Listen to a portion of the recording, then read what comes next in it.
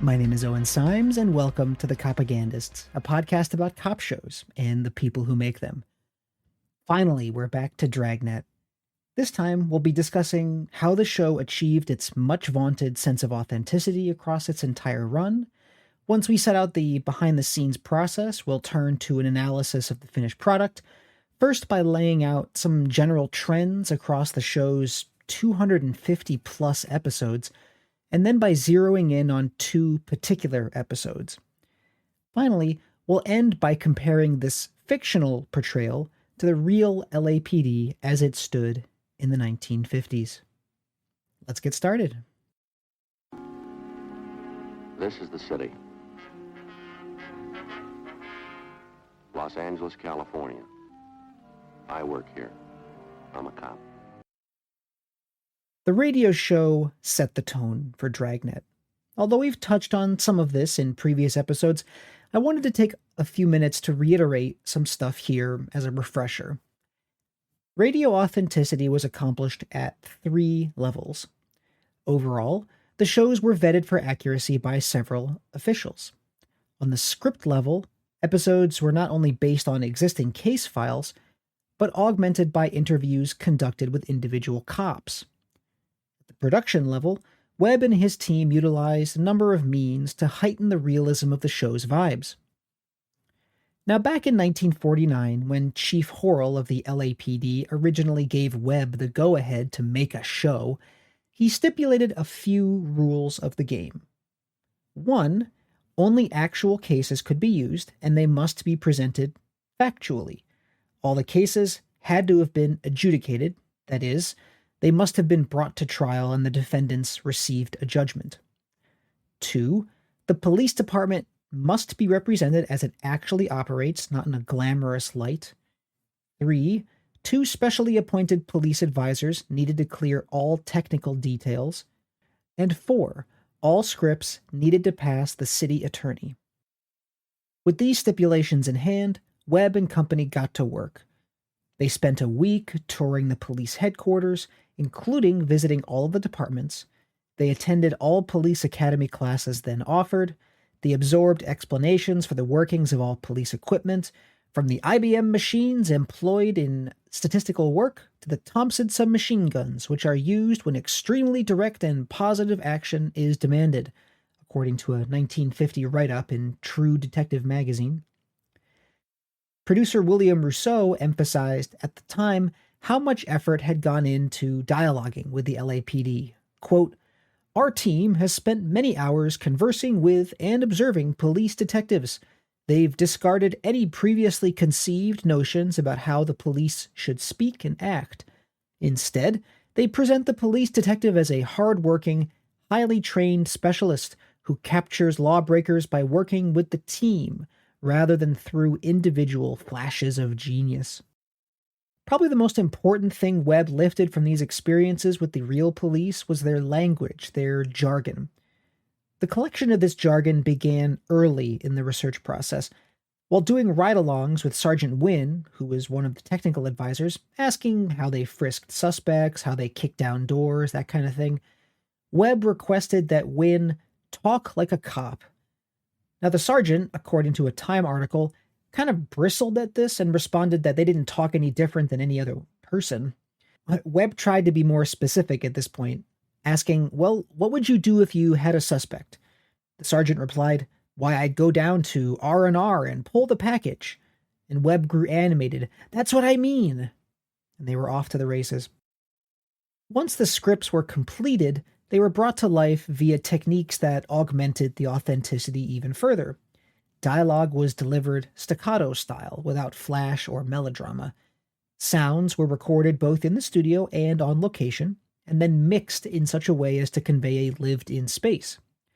Inside the recording booth, Webb and his team worked for realistic sounds.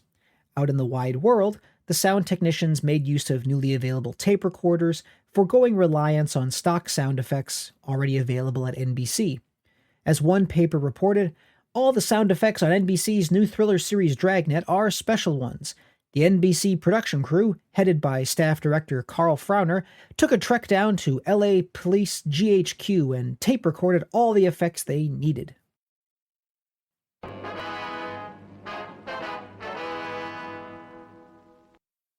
By the time Webb became interested in porting Dragnet over to television, William Parker had become chief of the LAPD. Parker had been wary of Dragnet when the show began, first because the officers that worked as technical advisors were being paid both by Webb and by the LAPD. To Parker, this gave the appearance of impropriety, and it irked him that cops were receiving a salary without doing any actual police work. More importantly, he worried about the relative independence that the show had been granted by the former chief of police. So when Webb asked about making Dragnet a TV show, Parker insisted on a few tweaks to their arrangement. First, he wanted to ensure that LAPD officers who advised the show would only be able to do so on their own time, not while on duty. Next, he wanted to amend where the technical advisors came from. Going forward, police advisors would now have to come directly from whatever department happened to be depicted in a particular episode. So if it was a homicide case, the advisor had to come from the homicide department. Finally, Parker insisted on exercising increased control going forward. Whereas the radio show had been reviewed by the city attorney, now scripts would have to be submitted to the LAPD Public Information Division as well, who would give their permission to move forward in writing. A TV Guide article from April 1953 is loaded with praise for the show's realism. A picture of Webb behind a camera comes with the caption, "Real, rapid, rugged." It characterizes Webb as having, quote, "come to represent for the American public the ideal of a regular police detective, and with real police methods as contrasted with fictional melodrama." The article continues that Webb places every television scene as if it were a real police case. This article goes on to assure its readers that, quote, "there is no dramatic license taken with the cases. Each is related factually, but in such a manner that even the criminal would not recognize his own case." TV Guide summarized the script accuracy process as it had solidified by that point. 1. Webb and fellow writer John Robinson reviewed case histories furnished from police files. 2. They agreed on a case and prepared a script. 3. The script was submitted to the LAPD for technical corrections, and then the city attorney's office for legal implications.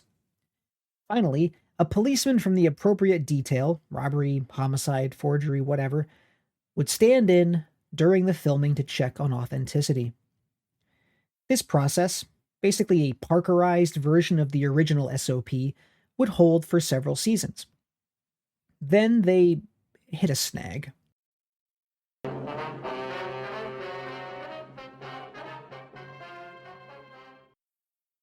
See, after a couple years, Webb exhausted his original crop of LAPD-approved stories. This prompted him and his associates to approach the LAPD for new material. With the approval of Chief Parker, LA cops were encouraged to write about their on-duty experiences and submit their writings to the LAPD Information Division. There, they were overseen by a publicity officer, which until 1956 was none other than Gene Roddenberry, the creator of Star Trek.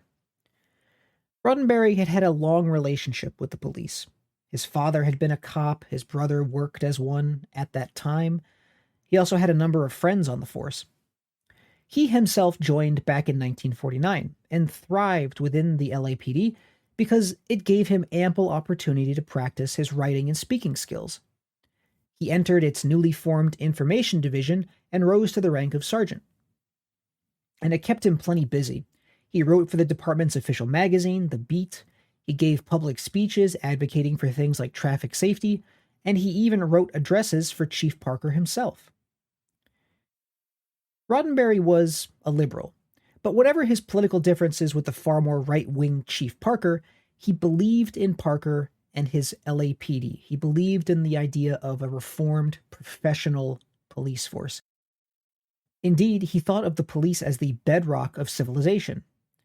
After the 1965 Watts Uprising, which caused the downfall of Chief Parker and his sterling public reputation, Roddenberry defended his old boss, writing to the mayor of Los Angeles, Parker and I differed strongly, and still differ strongly on certain philosophical concepts and issues, and yet I assure you personally, and would welcome the opportunity to say it more publicly, that despite differences in social and political beliefs, I could never find, nor do I believe any reasoning liberal could find, any disagreement or argument with William H. Parker on basic issues of morality, decency, and tolerance.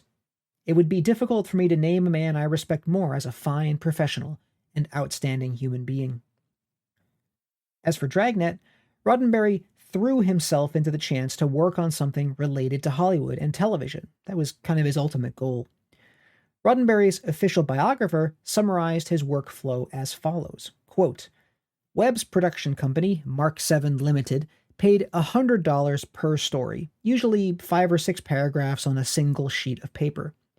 They always bought more stories than they shot, as many turned out to be too complicated to convert to the show's stylized and inexpensive format. What Roddenberry would do was collect these cop stories, edit them into a usable form, and then submit them to Webb himself. For his efforts, the other cops paid him half of the $100 they received. This process served the show for the remainder of its run.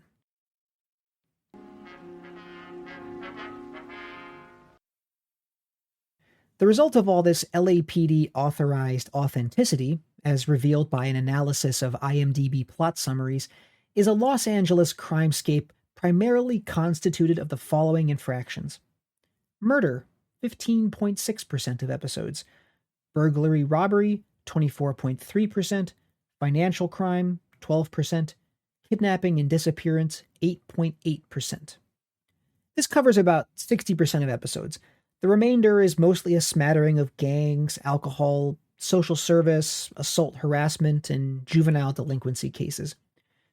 Crimes that we today would consider big-ticket items like terrorism, vice, arson, and rape, all together only make up about 4.5% of episodes. Another major news item, police misconduct, makes up a mere 2.5%. 7 episodes out of 276. And of course, practically all of these investigations are cleared by the police, with a suspect in custody. Granted, sometimes the courts failed to convict, but that's not the LAPD's problem. The cops did their job and they caught someone. Within the confines of all these murders, thefts, and disappearances, I'll focus on 2 episodes in particular that I think are illustrative of Dragnet's police.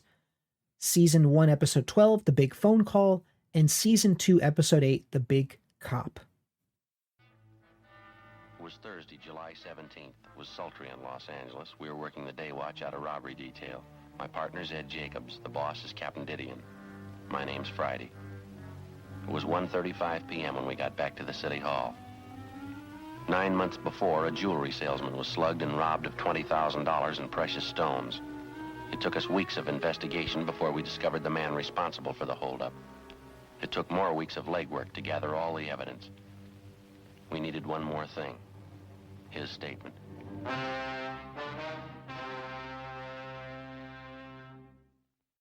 When the extent of this surveillance becomes apparent to the suspect, he exclaims that he thought wiretaps were illegal. And the police respond with a little, actually, they didn't use wiretaps, they installed dictaphones in his office. Totally different. All this about? Phone conversation, Garvey. One of the things we recorded from your office. Let's see, this one was on March 18th. I always thought wiretapping was against the law, or do you pay any attention to that? We didn't tap your telephone line. We recorded everything from dictagraphs we installed in your store and back in your office. They started recording the day you moved in. That was March the 1st, wasn't it? I don't know why you're telling me I can sue you for that, you know. I can sue you for your last dollar. All we're concerned with right now is Fred Lawrence. You say you don't know him. I'd like to have you listen to this, recorded March 18th in your office. Indeed, the police command of information is inextricably tied to their access to technology. At one point, the camera literally gazes upon the suspect, whose face has been completely surrounded by the tape recording of his deeds.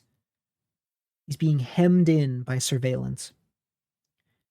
Although early in the interrogation, the suspect is relatively composed, for instance, quipping to the police, You insist I'm a thief, I'm going to insist you prove it. and threatening to sue the department, this does not rattle Friday. This into court if it's the last thing I do.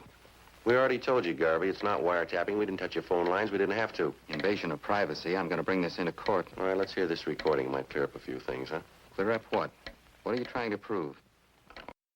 Friday knows these are empty threats. He knows that the police are in control of the situation, and we, the audience, know it too. The break comes when the suspect reaches out for help. He's allowed to make one phone call, but instead of calling a lawyer, he tries to reach his wife. When she doesn't answer, his will to resist evaporates. He starts to sputter about her boundless desire for more, always wanted him to provide for more stuff. His confession soon pours out of him. He's convicted of first-degree robbery, 5 years to life in prison. The major theme here is one of inevitability. Thanks to the months-long diligence of the police, they already know this man is guilty. Friday says as much within 6 minutes of the episode. But you're a thief. You know it as well as we do. I don't have to take this from you. You haven't got much choice, mister. We just finished 5 months legwork proving it. Proving what? Sit down. You engineered that holdup. We know who you got to do it. We know how it was carried out. We know how you planned on disposing of the diamonds. We know who your fence was. We know what the split was. We know what you did with part of the money. We know how much you got left. Is that right? Yeah, that's right. What can I say? I don't even know what you're talking about. Any way you want it, Mr. Garvey. Maybe you'd like to tell me why I did all this. You know it better than we do. No, I mean it. Tell me. You weren't making enough money at your job to suit yourself, suit your wife. The confession, therefore, isn't really about proving anything. Guilt has been established.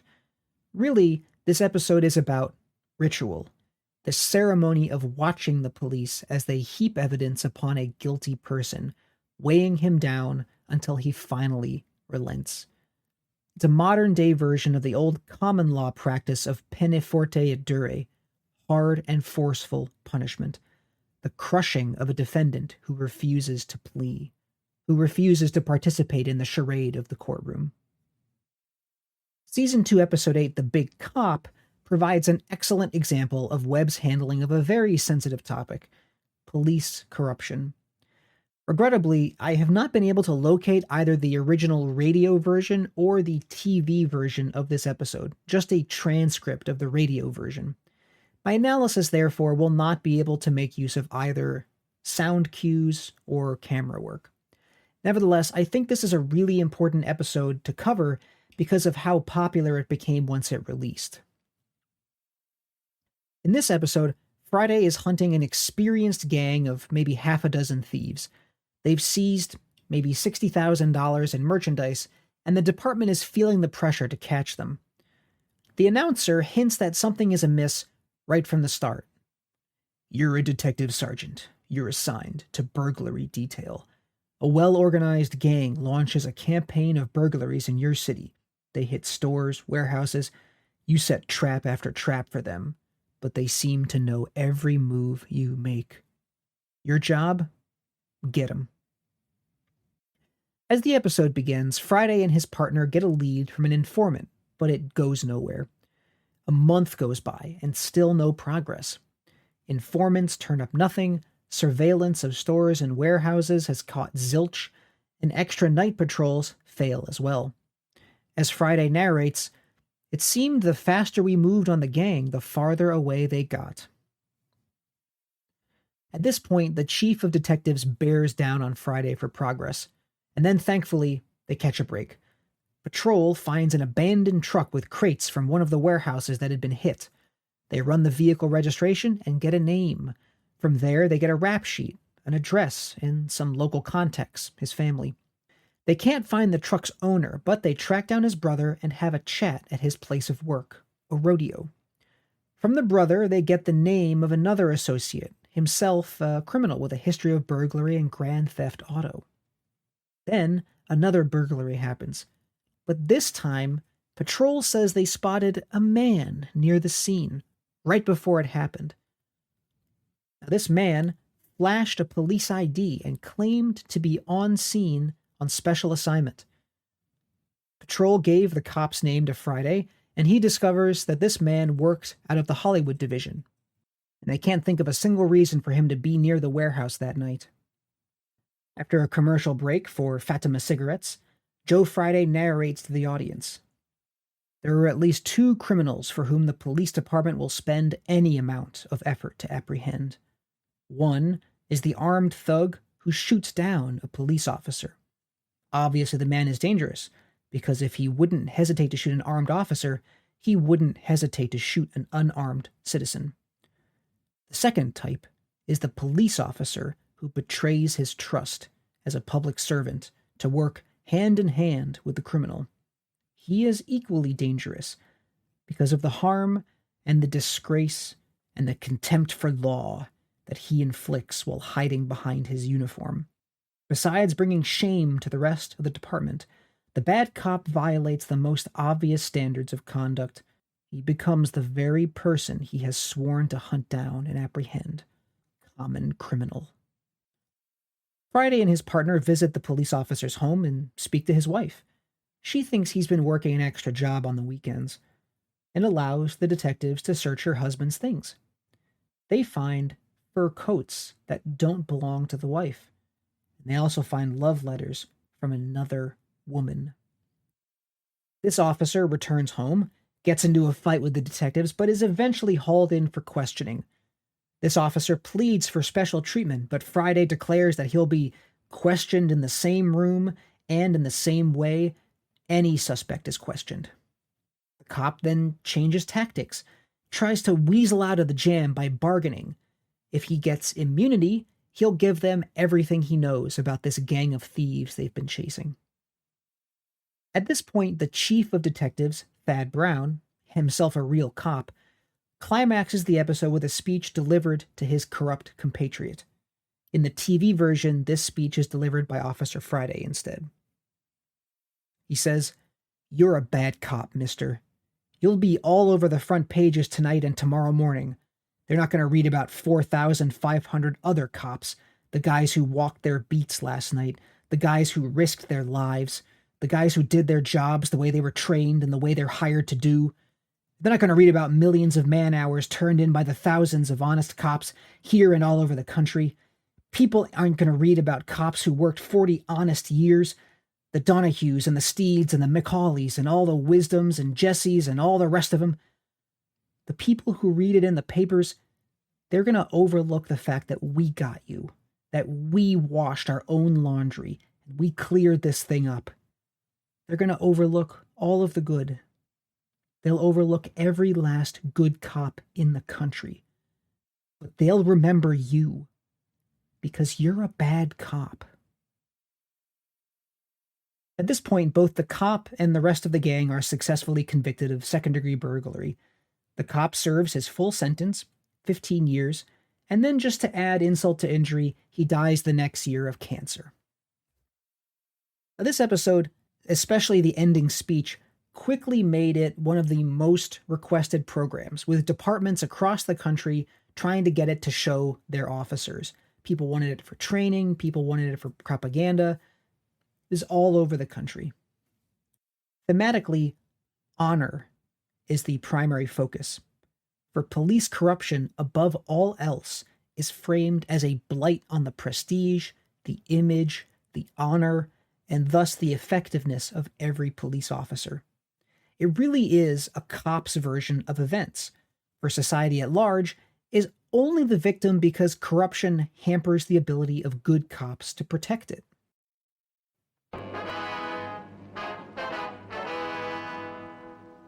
Now think back a few minutes. Did you catch that quick remark by Gene Roddenberry's biographer? Webb purchased more stories than he ended up shooting because real cases were sometimes too complicated to boil down to a half-hour show. This hints at an unreality lurking at the margins of Dragnet's scripts. How simplified were these cases anyhow? Writer Ben Kolb, who penned maybe a dozen teleplays towards the end of Dragnet's original run, so this would have been in the late 1950s, talks about this problem of simplification at some length. Given how much praise the show has received over the years for its accuracy and its authenticity, I think it's worth quoting this author at length for his heterodox representation of the show's relationship to the facts. Quote, "The whole thing devolved into creating a credible villain and then letting Jack fillet him alive in the final scene. You wanted to get viewers to empathize with the victim, to detest the criminal, then watch as they melt down in front of your very eyes.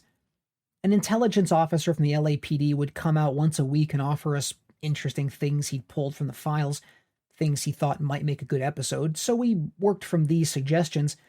They were based off actual case files, so we were careful not to mention names to alter it enough that nobody could sue us for libel.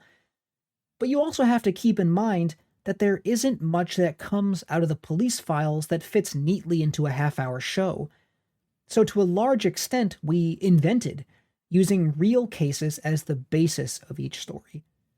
The hard part was to provide Joe Friday and his partner Smith with credible police work, to answer the question, how'd they figure this out? Because in Los Angeles, most crimes are solved by the cops paying informers for what they know.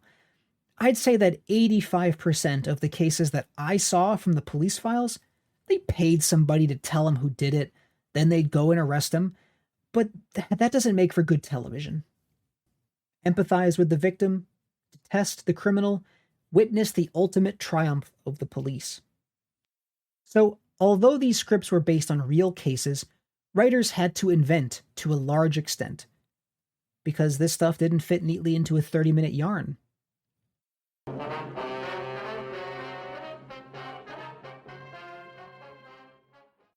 Having detailed the authenticity of the show, how that played out on the macro level across the whole series, and at the micro level by looking at just a couple of episodes, let's now turn for a moment to consider the real LAPD of the 1950s. It'll help give us an idea of how much invention really happened in these scripts. Let's start with a few statistics to give us a sense of the department's true nature. According to the LAPD's 1959 annual report, the department cleared 37.1% of its cases. This is substantially less than the nearly perfect clearance rate presented on Dragnet. Moreover, we should remember that just because a crime has been cleared by the police doesn't mean that a conviction was obtained or that the right person was found guilty. Ergo, even the LAPD's impressive 96.3% clearance rate for homicide doesn't actually tell you anything about either the quality of their investigations or the strength of their cases. It only tells you that they almost always found someone to put in prison. Now, this report does not break down the percentage of time that officers spent on various kinds of duty, but it does provide a breakdown of the LAPD's budget. Dragnet only focused on the actions of LAPD detectives, but based on this report, detectives only account for 14.5% of the department's budget. At the very least then, and without even touching on whether Dragnet's cops spent their time like their real counterparts, we can see that the show presented audiences with an extremely narrow slice of police life. Although Webb claimed to avoid melodrama, he couldn't avoid drama altogether. This is, after all, a story that he's trying to tell. And the easiest source of drama was certainly not in the records and identification department. It was in something a little more action-packed. Finally, Dragnet's cops are supposed to be depicting Chief Parker's reformed department of professional crime fighters. Gone are the days of graft, corruption, and poor discipline. And the show does present some aspects of Parker's reforms accurately. The military hierarchy, the structure of the various divisions, the interplay between administrative, investigative, and patrol staff. One thing that Dragnet completely elides, however, is Parker's aggressive police tactics. Partly because he had fewer cops per capita than other comparable cities, Parker pushed his officers to act quickly and boldly to make up for their fewer numbers. This could have pretty gruesome consequences. Here's a couple of examples that never made it into Webb's show. In January of 1951, the police tried to force a man to throw up in order to retrieve drug evidence they thought that he'd swallowed. When the local judge heard about this and chastised the cops, they pleaded that they'd only tried this tactic because they feared the man had poisoned himself. The judge dismissed the case. In 1952, police arrested jazz singer Jimmy Witherspoon on suspicion of drunk driving. But not only did they refuse to give him a sobriety test on the spot, they physically assaulted him. He later sued them in civil court for damages. In 1956, an officer named Jack Tugwell shot someone and claimed that this had been because the man was resisting arrest. Witnesses and the victim, however, said that the officer had shot him in the back while he laid face down on the hood of his car, his hands above his head. The officer was put on administrative leave for less than a year, found by a police board of inquiry to have made a false police report, but still judged competent to work as a police officer. He returned to duty the next year, but quit right before the results of a psych eval were to have been made public. One wonders what that might have revealed about his personality matrix. Although not formally charged or convicted in a court of law, he did settle out of civil court with his victim for an undisclosed amount. In 1957, officers issued a traffic citation to a driver. When his pregnant wife verbally protested to them, one officer knocked her over, pressed his knee into her belly, and prompted a miscarriage. These are a couple of specific examples, but to get broad about it, throughout this period, Parker's cops also enforced de facto segregation, despite the fact that this was illegal under California law. Minorities were a favorite target. Cops would go to jazz clubs and other night areas and make sure that the races weren't mixing too closely. Now, this seems to me the most damning thing of all. It wasn't that the police were ignoring laws already on the books, nor were they imperfectly enforcing existing law. They just made this shit up and gave it equivalent force to the law. To me, this is a microcosm of why armed, opaque, unaccountable bureaucrats like the police are a menace to democratic society. And if you think that just better training, better equipment, better selection processes are the answer here, just consider this was endemic in the LAPD of Chief William H. Parker, the gold standard for professional policing at the time. Exemplar indeed.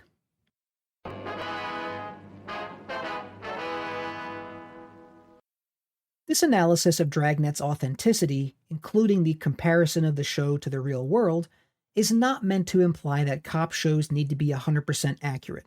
They're not documentaries. Dragnet was entertainment. No reasonable person should be surprised that poetic license or artistic liberty happens in the service of drama. But Dragnet was advertised not just as entertainment, but as an educational tool. It wasn't just drama, but authentic drama, pulled from real case files. As summarized by the show's most recent and detailed scholar, Claudia Calhoun, quote, Dragnet contributed in significant ways to the context in which audiences interacted with the criminal justice system.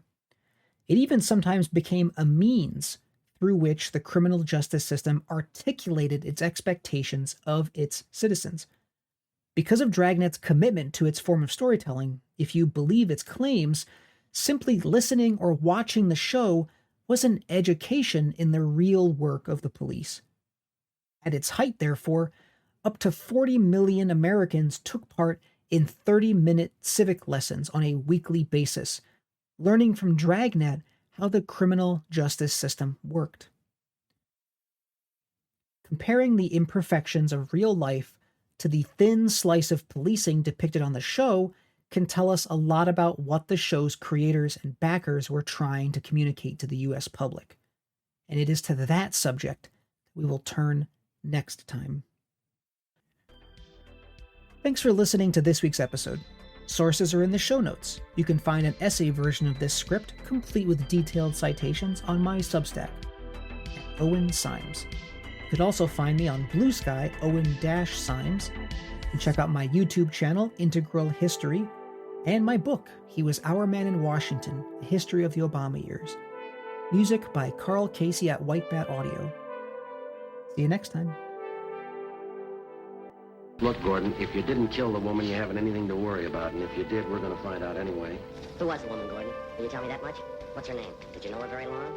Gordon, what was she to you?